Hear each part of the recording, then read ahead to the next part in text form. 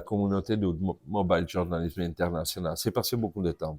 On a commencé qu'il était 2015, 2014, 2013, plus ou moins 10 ans de communauté internationale. Et beaucoup on a fait, beaucoup de temps s'est passé, beaucoup de choses au niveau technologique sont changées. C'est comment la perception maintenant du journalisme fait avec le software et l'hardware en mobilité en France et, et qu'est-ce que tu vois dans le futur en fait? Je dirais que le pionnier, il faut lui rendre cette gloire à lui, c'est Glenn Mulcahy en Irlande. Il faut. Et, et, Ciao Glenn. et c'est en allant à l'une de ces conférences que moi j'ai décidé de faire une conférence en France aussi, qui a eu lieu pendant 4 ou 5 ans. Ensuite, le Covid est passé par là et ensuite, on n'a pas repris ces éléments parce que le monde a changé.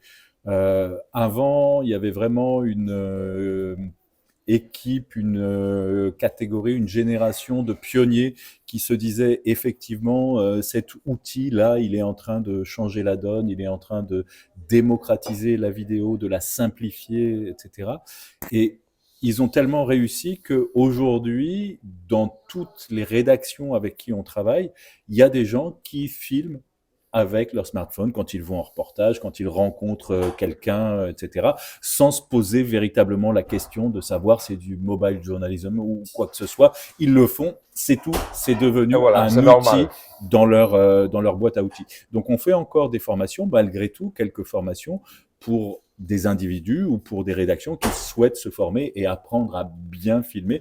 Mais je dirais que c'est un peu passé maintenant dans le langage courant des journalistes. Et puis parce que les journalistes aussi ont vu qu'aujourd'hui, tout le monde, que ce soit sur TikTok, Instagram ou ailleurs, fait ses propres vidéos avec son smartphone et que donc c'est quelque chose qu'ils doivent maîtriser aussi. Alors je dirais pas que tous les journalistes le maîtrisent, mais beaucoup d'entre eux aujourd'hui ne se posent même plus la question et font des vidéos quasiment tous les jours Ok. sans même y réfléchir.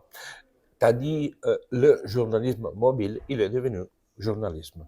Mm-hmm. C'est ça, non? Hier, j'étais à Satis Expo, je fais une petite keynote. Les titres, c'était le journalisme mobile est mort. Parce que, Mm-hmm. parce qu'on parle tout simplement du journalisme moderne. Et tu vois quelque chose dans le futur qui va changer, qui peut changer? L'intelligence artificielle dans le smartphone, ça va être quelque chose en fait.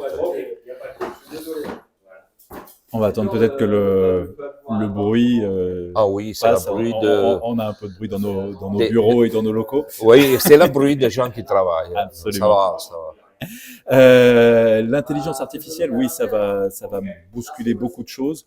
Pas forcément en bien.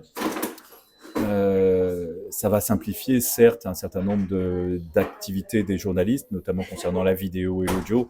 On le voit déjà sur la possibilité de scripter des interviews qu'on fait de manière automatique, la possibilité de retravailler des vidéos ou des audios pour les améliorer, etc. Mais ça va aussi déclencher la production de beaucoup de contenus de faible qualité. Donc ça, c'est pas très grave, mais ça va quand même on va quand même en trouver beaucoup un peu partout. Donc le bon journaliste va aussi devoir se distinguer et se donner les moyens d'émerger. Mais peut-être plus grave, on va aussi voir beaucoup de choses fausses fabriquées. C'est aujourd'hui devenu très facile de fabriquer des Ouais, fausses c'est ça. interviews avec l'intelligence artificielle. Donc ça va être un vrai défi. Donc nous, ce qu'on pense, c'est qu'il va y avoir deux choses. D'un côté, trouver comment utiliser éventuellement aussi ces outils pour détecter et lutter contre la fausse information, contre les fake news et la désinformation. Ouais.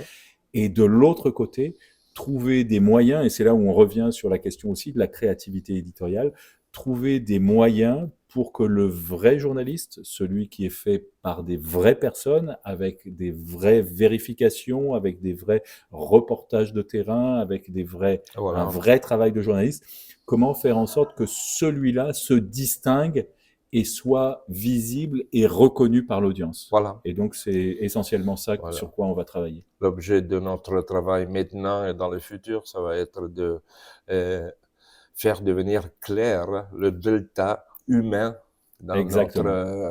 journalisme en fait.